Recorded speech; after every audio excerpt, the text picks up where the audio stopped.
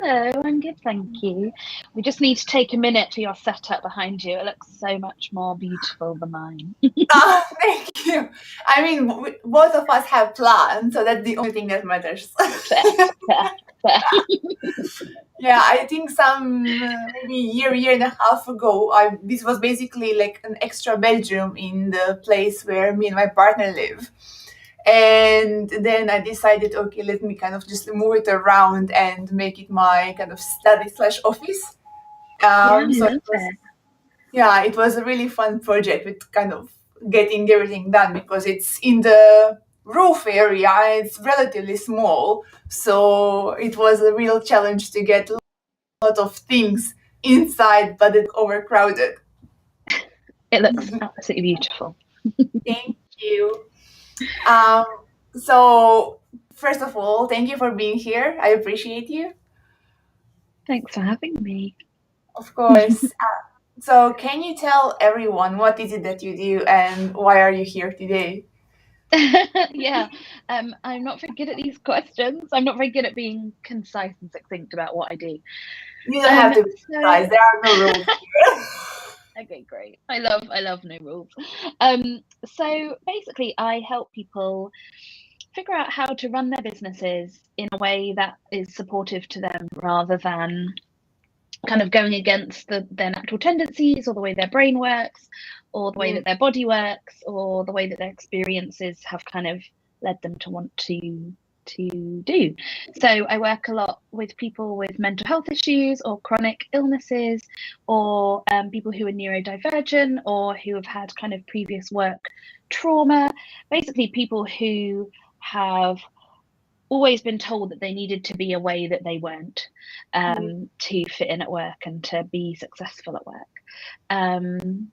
So yeah, that's me. I feel like when you were saying what you were doing, I was like just like checking all of my boxes Yeah. and through all of my lived experiences. I love multiple box tickers. They're my Yeah, favorite. yeah, and I think that's why I resonate a lot with everything that you're doing, that you're saying, and all of your messages on Instagram. Is like it feels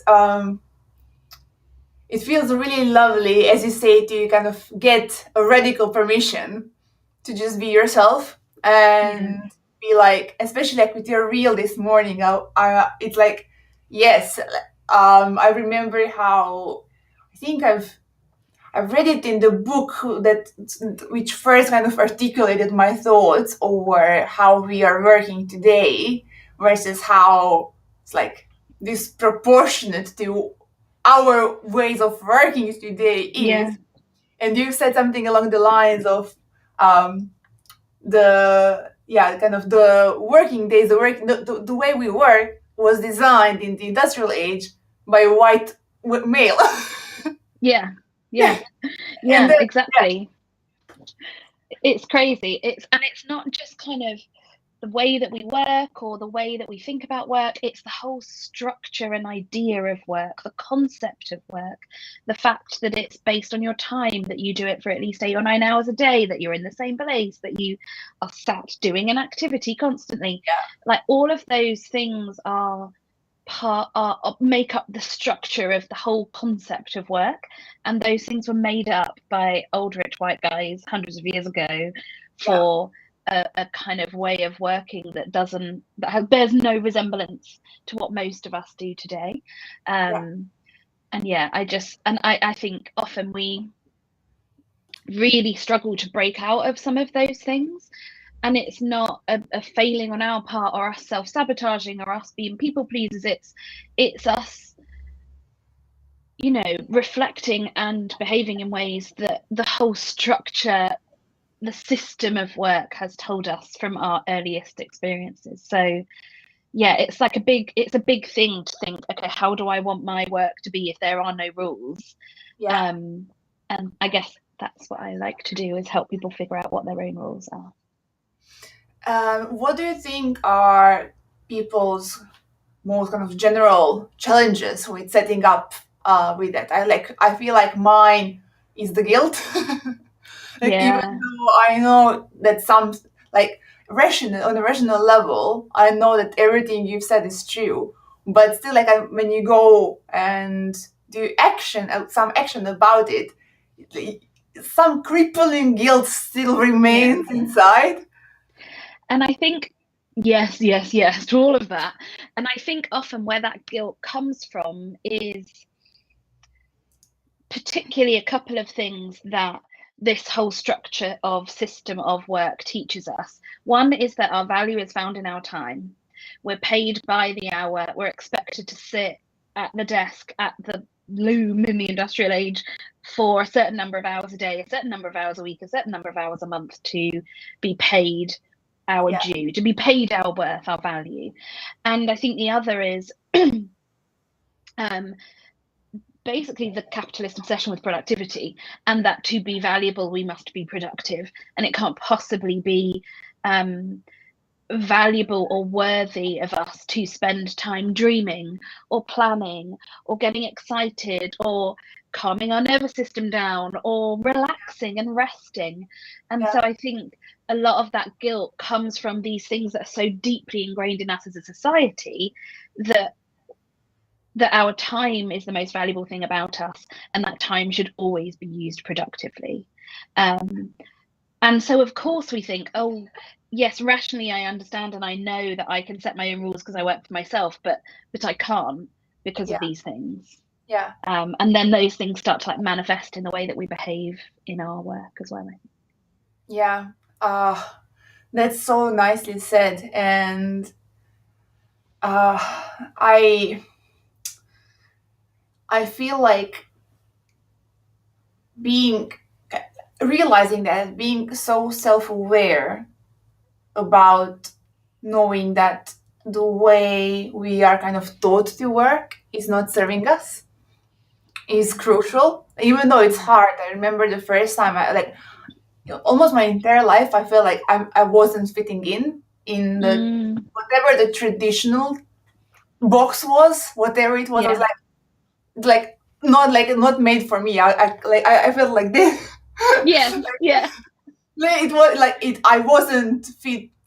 I wasn't shaped to fit in that mold, and I think it was like some 2 years ago, 2.5 years ago, when first these thoughts started to come into my brain. And of course, they kind of, I put them in action at the time when I completely burnt out.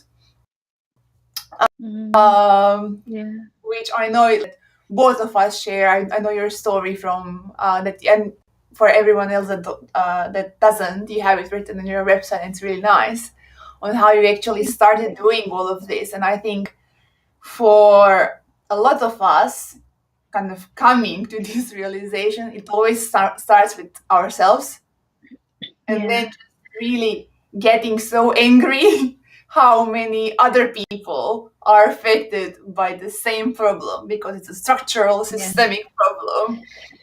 Exactly. Yeah. And I think, first of all, I think so many of us feel like we were square pegs trying to be shoved into round holes in all of our previous work life experience. Like you say, like we're like this trying to fit in, and it's just not working, and we have to squish. And I guess what I want to say to you and anyone else who feels that way is there was never anything wrong with you. It was always the box that you were trying to be shoved in. And you can make your own box or your own circle or your own palace to work in and live in, and it can be perfectly shaped to you, because now that we work for ourselves, we're so lucky that we have the ability to do that. But I think so many of us, myself included, and I think this is like, unlearning things that are so deeply ingrained in us systemically, institutionally, as a society takes a long time.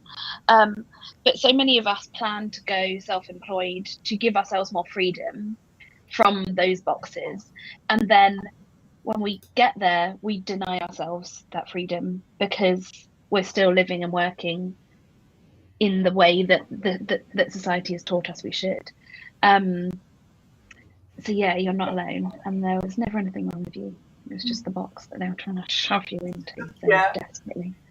Yeah, that's I know how it was the same kind of for me, but it's very similar to everyone else. Where like you start to think that if you work like in a corporate job or for anyone else but not yourself, that it is the job's kind of fault or sole Mm, responsibility of why you're not feeling like you're fitting in, and yeah. then transitioning being self-employed, we need our energy because what we need to bring to our attention and focus on is actually not continuing to work 60, 80, 100 hours per week just for ourselves, but rather thinking, okay, so how, like, what do I need in life? How do I want my day to look like? And then Mm, structure your business to work for your lives, to work for you instead of you working for your own business. Like yeah. whatever this, like if work is the subject, we didn't basically change anything, because I feel like Yeah. in that kind of transition, the transition is actually from work being subject to us, as in me. I'm the subject, and then work is just like one of the objects. My Yeah. entire Yeah. And I think often we, we've all had experiences of awful bosses when we've been employed, bosses who are like, oh, can you just at 6 or mm, 7 p.m. in the evening, or who ring you when you're on holiday, or all of those things. And yeah, you know what? I think when we work for ourselves, we often become our own worst, most tyrannical bosses. yeah, And we that is a road to burnout, and that is a road to unsustainable business, because the way that I think about business, and the way that I think I've been forced to think about business because of my experiences with my own mental health. I had mm, 2 breakdowns in 18 months and basically could not continue to work. And then kind of went self-employed and set up my own business. And I, from those experiences, was forced to acknowledge and think about, okay, what are my needs? How can I make this business mentally sustainable, health mm, wise yeah, sustainable for me? And so, like, oh no, wrong hand, it's here. This is my like way of doing business, called the Heartwood way, and the roots of the tree are your needs, and that's where we have to start. mm, Because if our needs are not being met by our business, and I don't just mean financial needs, but our need for solitude if we're introverted, our need for periods of hyper focus if we are neurodivergent, our need for variety if we're neurodivergent, our need to be led by our interests rather than deadlines and urgency or false urgency. Um, if those needs aren't met by our business, then we will always stay on that burnout cycle, yeah, because we're constantly fighting against who we are. And yeah, that's not our fault. That's not your fault. It's not anyone's fault. It's because that's what we've been taught we should be. We've been taught to fit into this perfectly round hole, and we're star shaped, and that just doesn't work for us. yeah, Um, so I think a big part of it is recognizing what your own needs and natural tendencies are, the way your brain and body works, and then starting there when designing your business or designing your offers or your boundaries. yeah. So, like I feel my heart, and it's not because of the sun, but because of your words, how my heart is warming as you're speaking. And I'm looking at the clock. I see like we are 14 minutes in, and I'm thinking how my best friend, who is the producer of the show, he'll be like, I am going to make every 3 minutes a new highlight, because everything you're saying is just like Oh, beautiful, not to be kind thank of you. sliced and made in a highlight reel. I know he'll be like, he'll message me this 100% when he listens to this today. Oh, hi. um, yeah, thank you so much for your lovely words. And I love the way you show up everywhere, basically, with so much affection Thank you. and so much understanding for, for every place that almost all of us are, even though like sometimes the places are different, but I feel like you manage to tap into each of our own places and just give us the warmth and the appreciation and the understanding that we all crave. So thank you for that. Thank you so much. I think, yeah, it's. Uh, I think me personally, I've spent so many years when I was employed by a corporate, um, feeling under attack, feeling not good enough, feeling embarrassed, feeling ashamed, feeling upset, feeling afraid. And I don't want anyone to feel that way. And you talked about your experience of burnout and my own experience of mental health crisis. Like, I don't want someone to have to get that far down the well to realize that things need to change. Yeah. And so yeah, I think we're all nasty enough to ourselves as it is. We all need a bit of love and kindness and compassion and care. And I genuinely, like, I run a group kind of program, and genuinely that space is like a big loving. Like, we all just end up loving one another, and I think that's so powerful because we don't give ourselves that, or many of us find it really hard to give ourselves that, myself included, absolutely. And to receive that love and support and kindness from other people is just so powerful. It just makes such a big difference to your life as well as your business. Yeah, it does. And it kind of um, reinforces own muscle to practice giving yourself grace and the everyday kindness and not being judgmental towards every single Yeah. thing. Like I am, Yeah.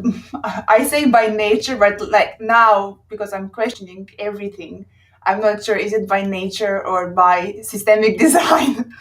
I'm an overachiever and a perfectionist, and um, the amount of energy I need to invest in simply reminding myself that whatever I do is good enough because I'm good enough to start with.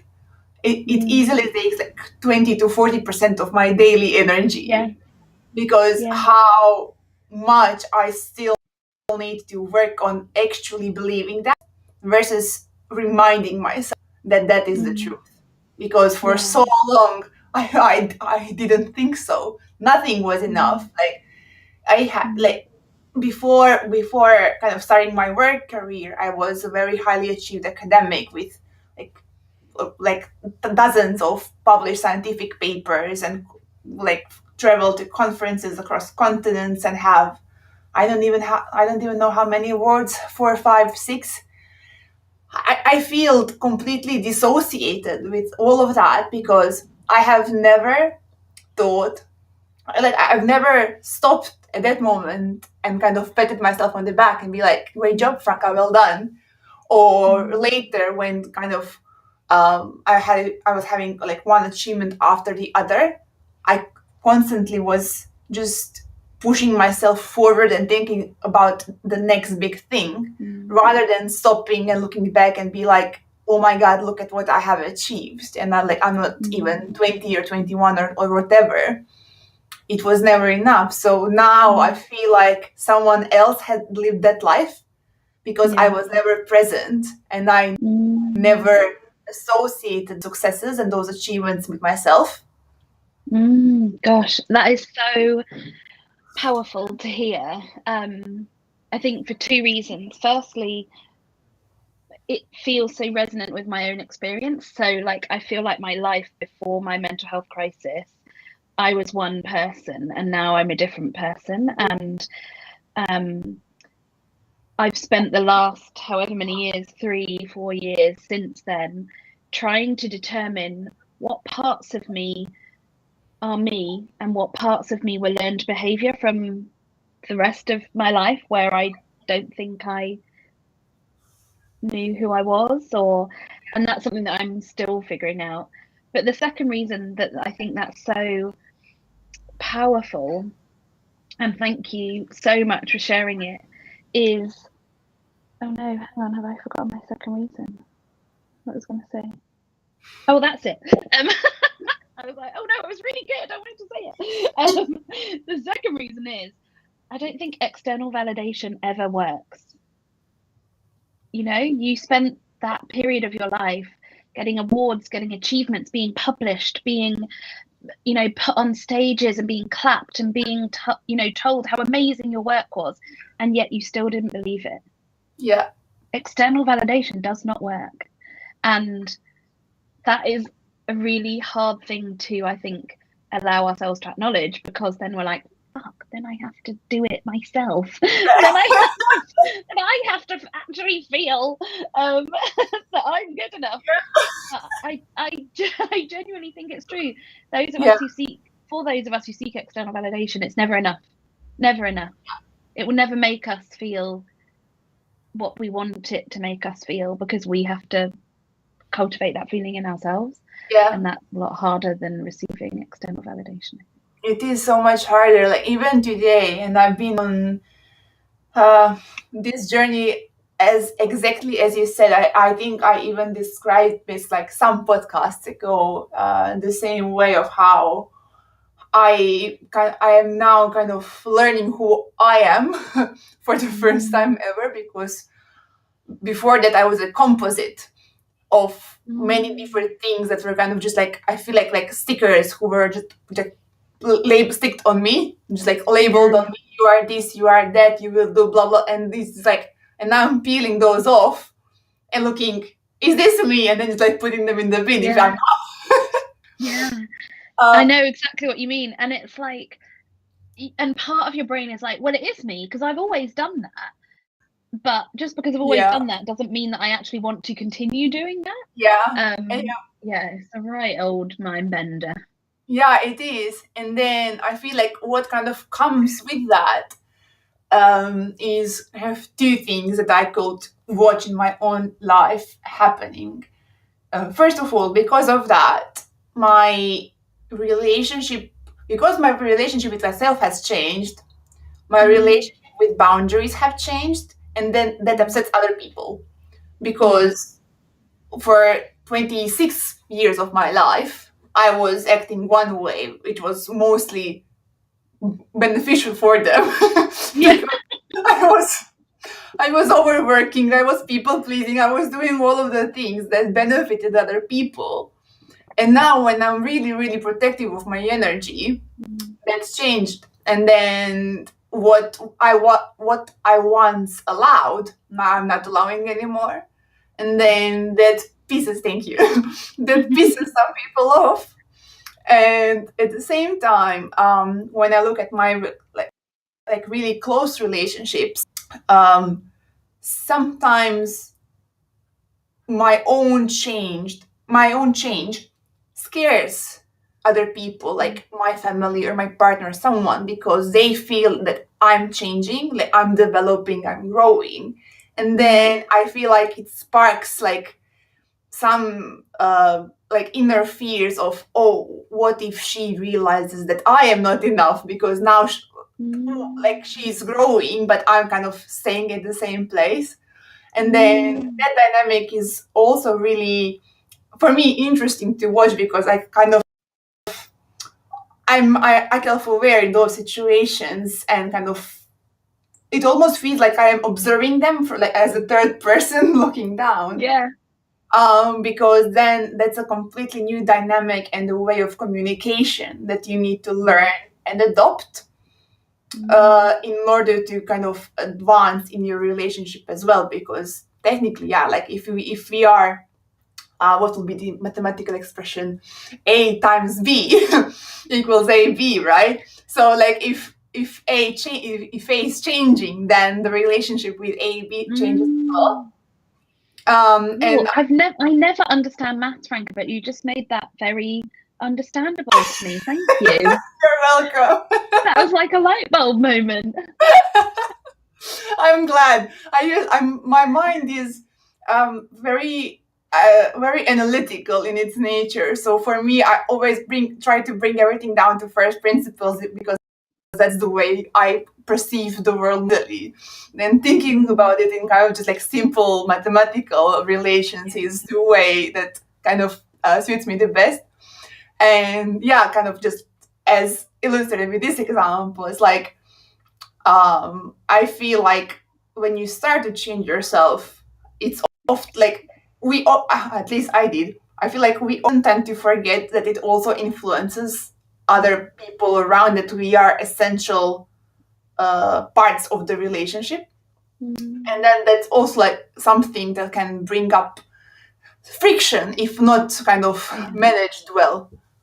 Yeah, definitely. I think yeah, it's really interesting your description of that, actually, because I think I absolutely hear and relate to the boundaries stuff that you talked about there. Like, yes, you're not having boundaries in the past really benefits the people who liked you not having boundaries, i.e., our former employers or people who took more of our energy than we really perhaps wanted to give.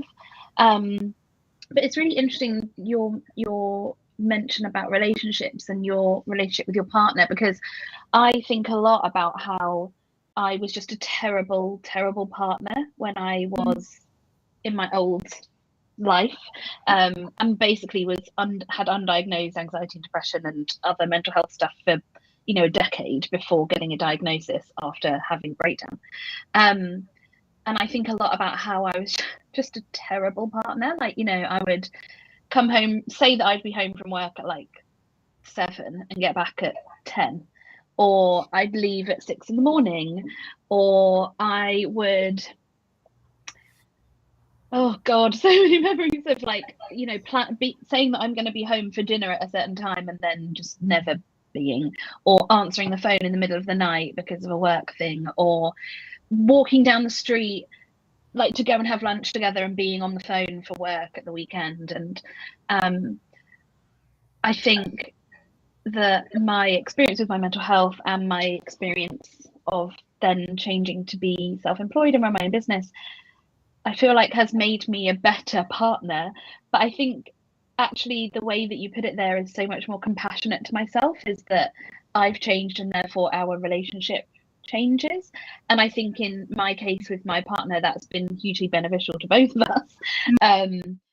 But you're right, the flip side of that, particularly I think with work relationships, is the changes that you make to your boundaries. And like you say, you mentioned earlier that 20 to 40% of your capacity is literally just processing kind of systemic issues and trauma about what the concept of work is. So your kind of capacity for living is already reduced, and then your capacity for work, and then your capacity for working with people rather than just on your business and on yourself. And so if we've only got a pie this big and this slice of it is already taken out to be dealing with whatever's going on for us, mental health, neurodivergence, past trauma, whatever, chronic illness, caring responsibilities, and then another part of it is taken out to actually live our lives, which is allowed and encouraged, and then another part is taken out to work on our business, to maintain our business, to make sure that it's financially sustainable, to keep doing the things that we have to do, file our taxes, market ourselves. Then there's only this bit of the pie left for working with people. And you're working with lots of people at a time, generally, or on lots of different projects. So each piece of the pie has to be a certain size. Otherwise, all the pie is taken up and you don't get to eat any of those pieces. My metaphor is now starting to run out. Any of those pieces that we've already set aside. So boundaries, while I think the word has become very kind of zeitgeisty, I guess, in online business world at the moment. But for me, boundaries is just behavior. They're just ways of acting, ways of behaving, what behavior is acceptable in your space. And when it comes to clients or people that you work with or the way that you do business, that's just how you'll work together, the behavior that you will both exhibit. And even like Amazon has boundaries. If you have Prime, you have to order before 10:30 at night to guarantee next day delivery or whatever it is. Like, the call center for BA is only open on a Monday to a Friday between 9 and 6. Those are all boundaries. Those are just behaviors, way of behaving and relating to another business. And yeah, I think when we think about our boundaries in terms of our kind of clients in particular, or people we work with, I think as kind of people, one-woman bands or small businesses or freelancers, we think about personal relationships, and of course we have personal relationships with the people we work with, but even in your personal relationships you can still say, oh, like, I don't want to go to that dog racing thing because that really doesn't sit well with me and I don't like it and it makes me feel really uncomfortable.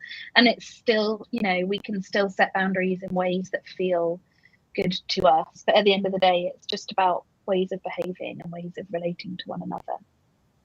I love how you framed it, how like boundaries actually just like a way of behaving, because I feel it takes a lot of the sometimes negative pressure off, because I feel like, especially as women, we've been told that like we are here to serve, and then kind of inflicting with that statement is like having boundaries for yourself, and kind of realizing that boundaries are not bad, they're just a way of behavior. And I remember I read maybe it was on an Instagram post or in a book about boundaries that I'm currently reading. It was, boundaries help other people understand your expectations, because like that's one of the integral parts of communication as well. Because if I don't state my own boundary, then you don't know what to expect of what I need or what I want, because you can't read my mind. I am an evangelical disciple of the Church of Glennon Doyle, and her book Untamed is like the Bible to me, as the Bible would be to someone who had a faith. And in Untamed, she talks about she doesn't specifically say that about boundaries, but she says that as women we've been sold this lie that doing what's right for us is wrong for other people, and that there's this binary choice between doing what's right for us and causing harm to others, and that's a total lie, because by doing what's right for us we show others that that's possible for them as well, and we can make this ripple effect of change. And just on the point about boundaries being absolutely intrinsically, biologically, systematically harder for us to set as women, because for millennia it's built into our DNA, quite literally, that to be safe in the world we must be pliant and kind and selfless and supportive and only think of others and be attached to someone stronger than ourselves, traditionally a man. And to be able to do that we need to be pliant and kind and all of those things. And so for us to say no, or that doesn't work for me, or I'm not willing to accept that in my space, is like going against that deep kind of literally biological neurophysical impulse to stay safe. Because saying no, we're told as women, or we know deep in our bones as women, that saying no is not safe. And so I think for us to set and hold and maintain boundaries is so much harder, and there are ways that we can make it a lot easier, or make it as easy as possible for ourselves, but it's always going to feel hard to begin with, always, because we're doing something that our brain tells us is not safe. Yeah, exactly. I was just about to comment on that, how I remember the first time like I was teaching myself to reinforce boundaries. Like I literally felt like I am under attack, like I'm in danger. And that's because for the first time ever I was doing something that other than doing for the first time ever it myself, that biologically for like generations my family, women in my family haven't been doing, or haven't been thinking about doing it. Because I know like now when I reinforce or restate my boundaries with my family, I know the resistance that comes from them, because Mm, it just doesn't fit in their worldview anymore, because I kind yeah. of moved away. Especially, like, I can see that with my grandma, how just just the discrepancy is so big. Mm, Just like can't understand some of the things. Not that, like, I love her and she's amazing because she's my grandma, but like the difference between the world where she grew up and yeah. was brought up in and was made to believe, and Mm, what I'm now unlearning and questioning everything, it's completely different. yeah. Yeah. I find it so fascinating. Like, it imagine like the worldview of your grandma, but times 100. Like it goes further and further and further Mhm. back into our genetic makeup than we can possibly imagine, because Yeah, women were only allowed to work, or it was only commonplace for women to be working in like the 60s. Like, women couldn't vote until the 20th century. yeah, Women were property. Before that, yeah, were legally owned by men. Like, yeah, no wonder this is so hard for our yeah. generation, because we're doing things that no one ever thought possible. There's a someone on Instagram who I love called Africa Daily Clark. She's the Vitamin D Project, and she has a banner by Alice Gabb, who makes beautiful, amazing banners. And her banner says, "We are our ancestors' wildest dreams." Like, Mhm. we are living the wildest, most crazy dreams that our ancestors could ever have had. And I think while for her and in her kind of um, that will of course have its own meaning for her, and I think for her it's about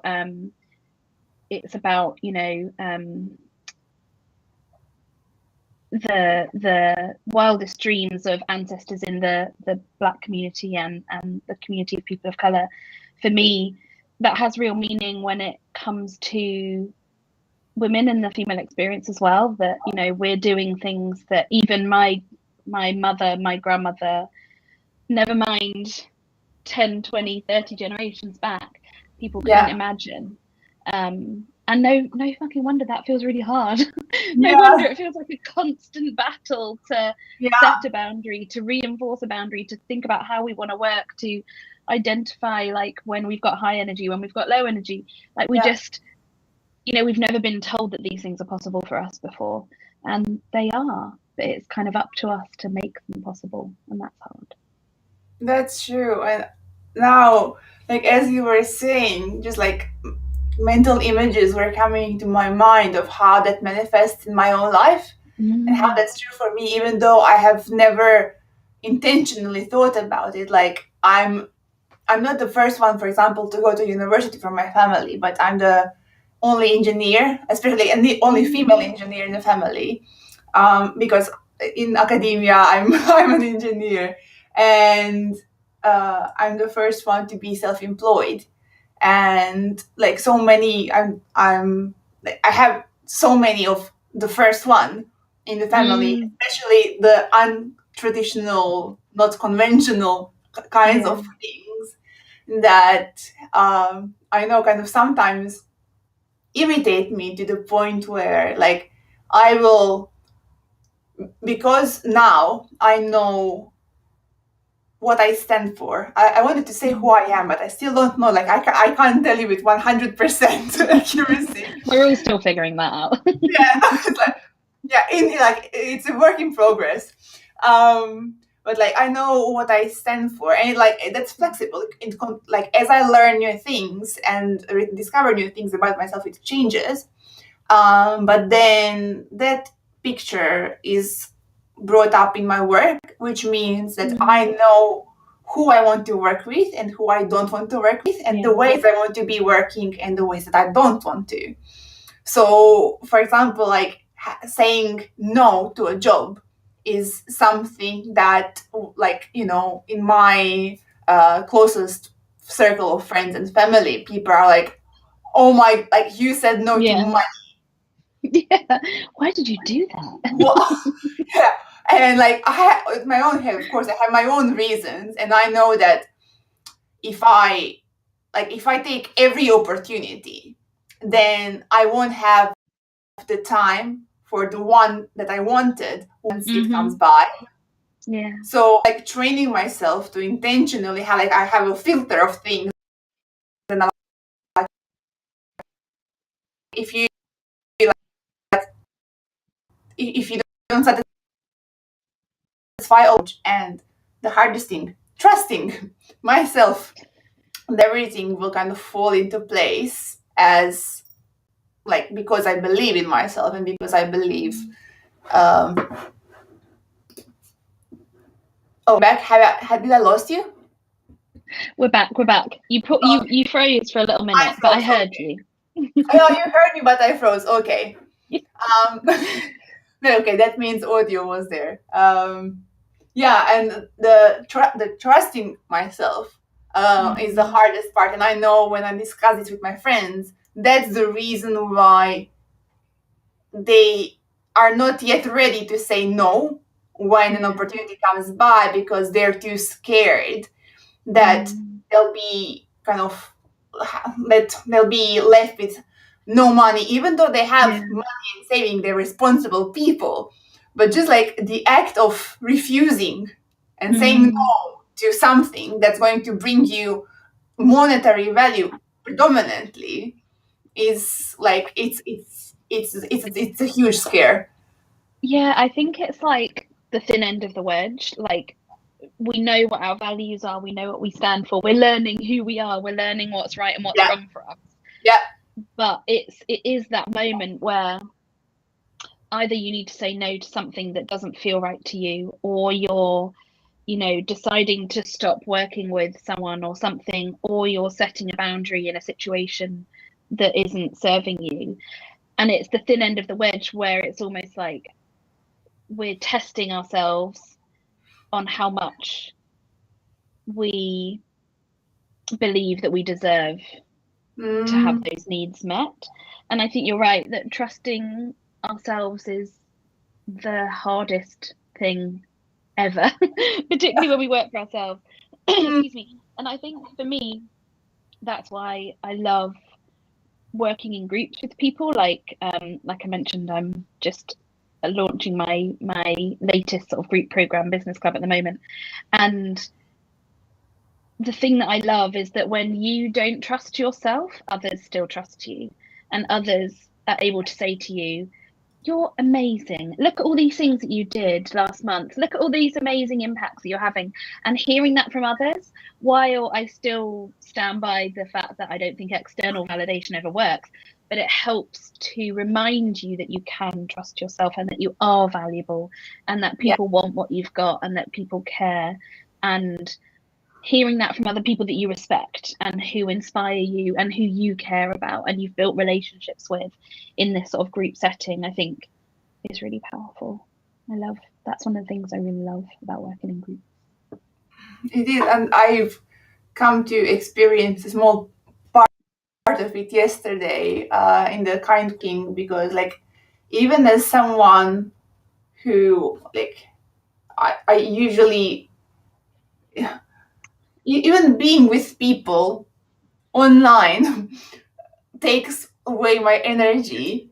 There are experiences such as yours from yesterday where I end up being fuller with energy, like in a, like in, it's a positive day instead of depleted, because instead of being kind of surrounded by, like, even though I've never met them, that was the first time I was ever surrounded by each and every one of them, I felt like there's a certain thing that kind of connects us all. And because of that, I didn't feel the usual pressures, the questioning, and the fears of, do I belong here? Is it safe for me to show up? Because usually like I don't feel like it is. And having experience like those, just it just helps me remind myself that I'm not crazy and that I'm not alone in this world, because sometimes the rest of the world will make you feel like you're completely out there, like you're from another, not planet, but from another universe completely, because everything I do tends to be so much different than like 90% of the population, maybe even more here, because like culturally in where I live, like it's a very extremely traditional society, and then me doing all of these things that are extremely unconventional doesn't quite fit in. And for me, what it means being in groups of people, even though I really struggle with showing up because I'm always afraid, it means getting reminded that everyone is unique in their own ways, and that doesn't need to mean I need to be scared or constantly kind of fear that something bad will happen. Yeah, I think, do you know what? I think you're so right that there's something common in all of us, like in our session yesterday, Kind Co-working, which is like a monthly thing for my business club people. And I think the thing that connects us all is that we're all people who felt like that in the box. You know, we are all people who don't fit into any box. We're making our own box. And so it's safe to be different, and it's allowed to be different, and it's celebrated to be different, and it's no one's judged for being different. And that's something that I feel really proud about, is like, you know, the spaces that I create, I think, are radically non-judgmental. The only thing that I won't allow is you being nasty to yourself or to other people. That's the only thing that we don't allow. That's the only rule, And the only rule. But other than that, you're free to be free and safe and celebrated to be exactly who you are, and who we all are is really inspiring and exciting. And you know, the fact that you are doing such different things in such a traditional conservative with a small c society, I think is so powerful and so amazing and should be so celebrated. So yeah, I love that you felt that. Thank you. Thank you. You're welcome, and thank you for facilitating that space. And I think not only kind of in, not only that it's a space in a, let's say, conventional kind of way where it's like, you know, like setting or something. Even your Instagram account, I feel the same way, because like, Instagram for the majority of people is usually just a reel where everything is thought of, like there's a reason for like every single decision on the photo and the comma in the text and everything.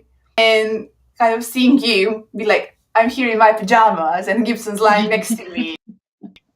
I'm like, you know, this is what I signed up for, because I think that's the world we should that we are living in, but we are not showing to the outside. So like, even saying that I think that's the world we should be living in is false, because that is the world. That is like 99%. We all wear pajamas.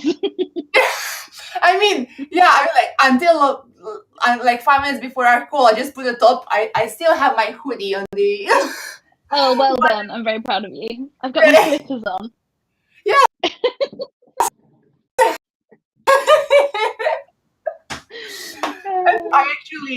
I enjoy putting like a nice floral top and like a red lippy, because it makes me feel nice, and because I like almost work from home in my, like, it's either a pajama and I'm in my bed, or it's like my trackies and I'm on my couch. I sometimes I like to not necessarily kind of dress up, but just like look like this, sometimes because Yeah. it brings my soul energy up, and I know that Yeah.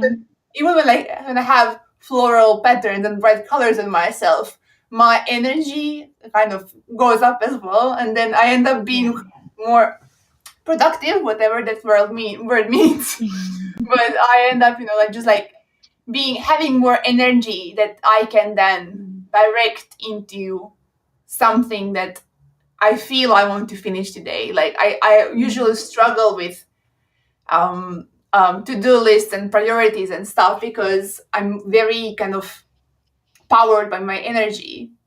And then sometimes it's like, okay, I feel like doing this task today. I basically have a to-do dump, not a Yeah. list, it's a dump I where love all of the that. tasks Yeah. go.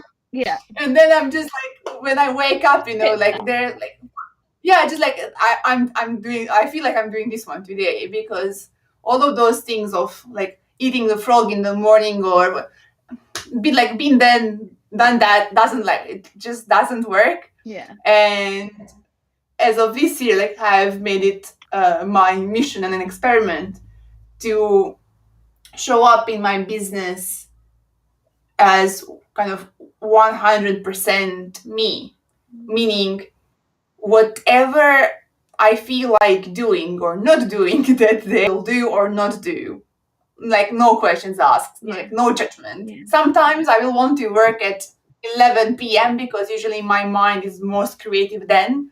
And last year, because I was so afraid of slipping back into overworking, I was putting restrictions on myself of how long I should work and like there were so many rules which then kind of restrained my creativity. Yeah. And now I'm like I can work 3 days for 12 hours if I'm in the flow, and then I won't work for a week because I know that the way my is when I show up best in my own work. And I will just be honoring that for the rest of my life. I hope so. Yeah, I love that. And I think that just shows like the power of recognizing our own natural tendencies and the way that our brain and body works and allowing that rather than once again trying to force ourselves into a box that doesn't reflect who we are. Yeah. And I think on the sort of, Instagram as a highlight reels versus being honest, I think, a lot of people talk about only sharing things once they've processed them for themselves. And I do think I absolutely understand that and see the power of that for that person. But that doesn't really work for me. I think, I've had some really, really dark times in my life. And what would have helped me in those times is feeling that I wasn't so crushingly alone.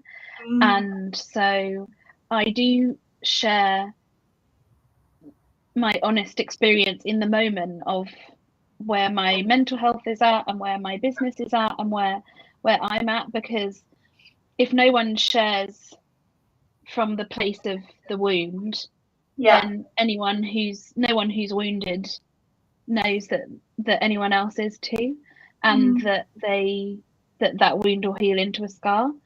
And so for me, that's something that's quite important. Quite important. Honesty is like one of the things that is one of the values that is most important in my business. And for me to hide what was going on for me at a particular time would be totally contrary to that and would feel so wrong. And part of that is kind of sharing what I feel comfortable in the moment, particularly about my mental health and my business, because that's, what I'm here for. Yeah.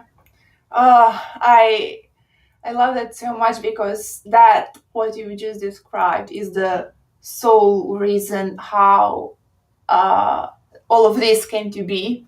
Like unsetting expectations were just as in the beginning a stream of my thoughts in basically my darkest moments because I process by writing And it was a way of also me challenging myself to not over edit my thoughts and and then later over edit them on paper.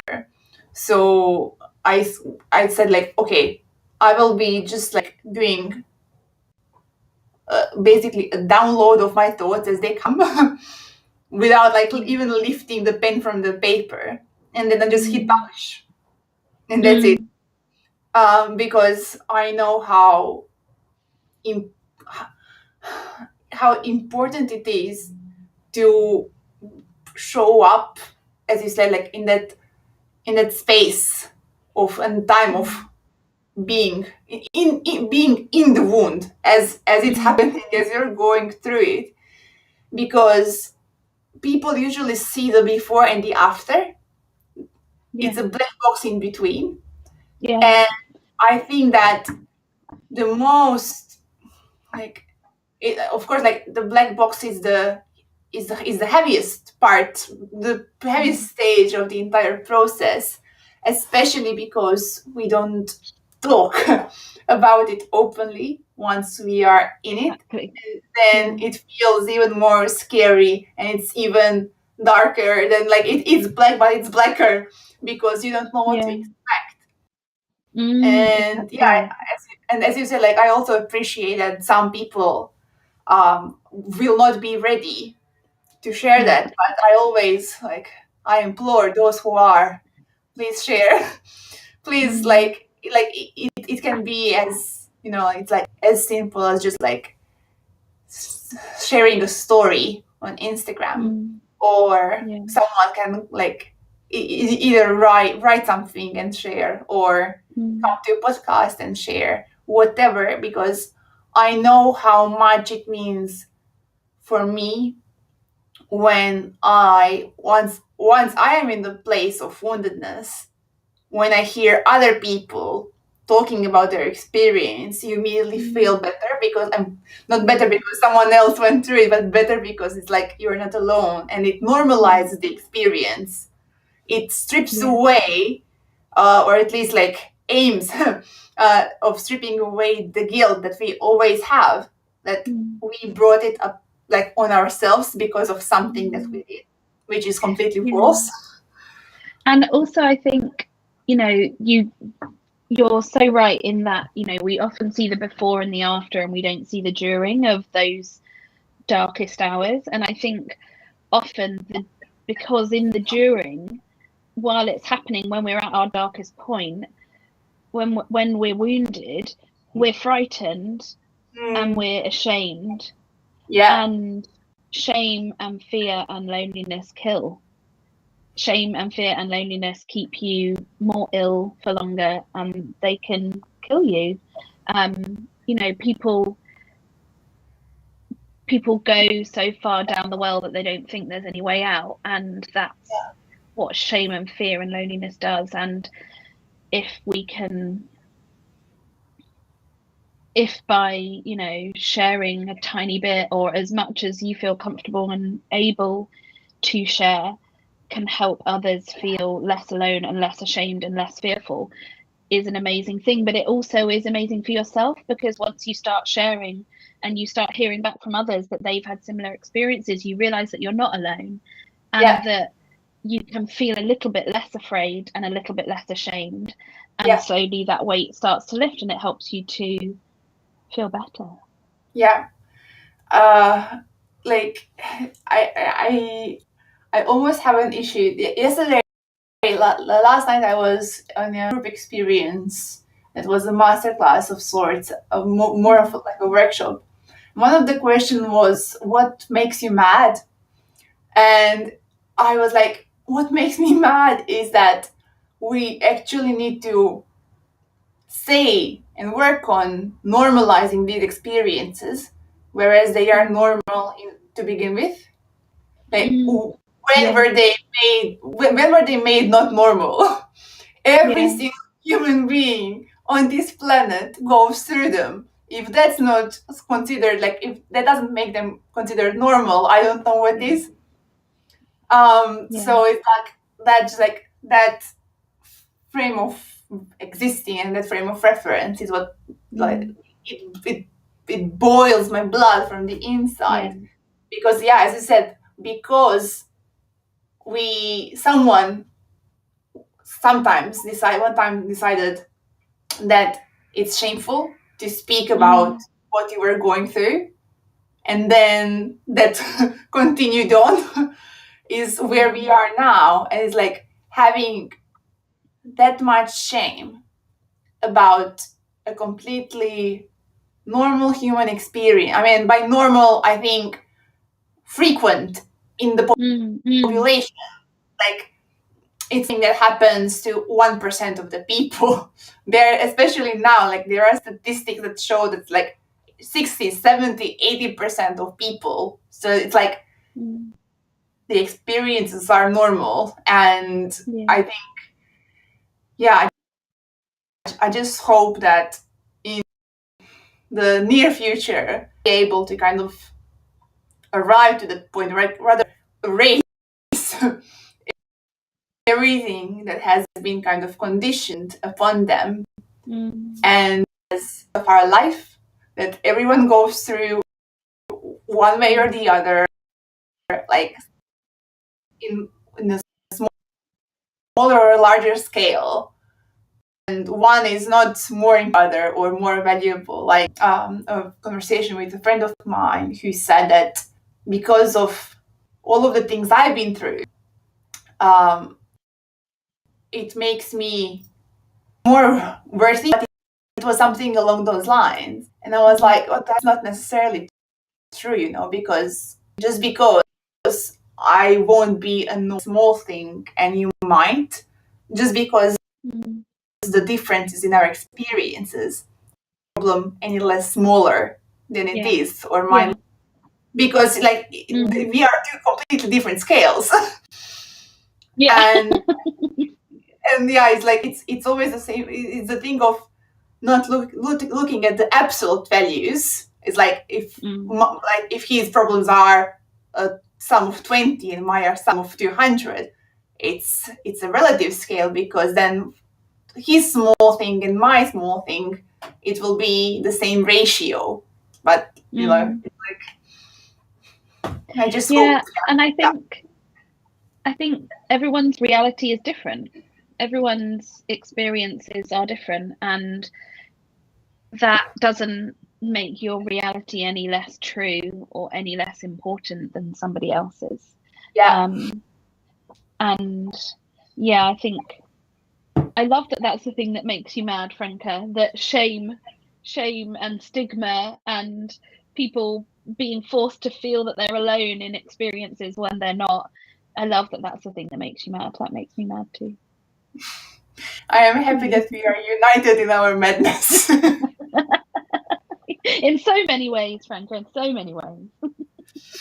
And I just want to kind of restate what you've just said, which is like you said that people are forced to, and I have never kind of thought of it about that way. I've thought of it indirectly, but never articulated it. And that's 100% true. It's like we are being forced to feel these things versus how it comes to us from inside of us to feel and kind of show up on the outside. But then it's like it feels as we have different, I don't know, doors to walk through, and each door has a filter that kind of just like mutes you down and like dissipates your entire image. And I have like my I feel like one of my missions in this world is to smash those doors. Yes, love that. Oh, this has been so lovely. Thank you so much. I've really enjoyed myself. You're welcome. You're such an interesting, amazing interviewer and person, Franca. I've loved like getting to know you better as well. Oh, thank you so much. That's such a nice thing to say. Okay, I'm respectful of your time. Oops. Dropped an earphone. That happens to me as well. Yeah, so thank you so much, Joe. I will hold this conversation very near and dear and close to my heart. Thank you so much for being here today and for showing up and for giving all of us your radical permission to show up as we are. Thank you. Yeah, I have absolutely loved it. Thank you so much. You're welcome. And if anyone who listened now on the live stream or will listen later in the episode, I will have all of Joe's links in the description. Joe, when is the business club closing? It closes on Monday the 31st, and then we start on the 16th of February because I need a little rest in between launching a thing and actually doing a thing. I need some nap. That's always a good thing. Yeah.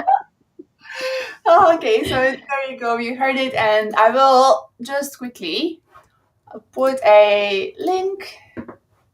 There we go. Add. There you go. There's a there link. it is. This is so fancy, Franca. Yeah, it is, isn't it? Look into this. I feel like I'm a proper TV radio show host. Yeah, you are. I love it. Thank you so much. So yeah, there you go, everybody, and I hope you enjoyed the conversation. Let me know on basically wherever you can find both Joe and I what you thought, and let's keep this conversation going, shall we? Okay. Yes. Thank you, everyone. Joe, have a very nice end of the day, and I'll see you on Instagram. Bye.